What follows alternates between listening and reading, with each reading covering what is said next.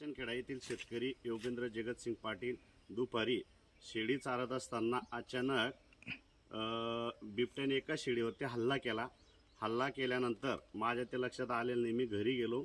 घरी शेळ्या बांधत असताना मला लक्षात आले की एक बकरी आपली दिसत नाही. तर मग तिला पाहण्यासाठी मी शेतात आलो. शेतात आल्यानंतर पाहिलं तर ती बकरी मला काही दिसेना. पण मक्यामध्ये मी गेल्यानंतर त्या बिबट्याने ती बकरी ओढलेली होती. हो, आणि ती खाल्लेली बी.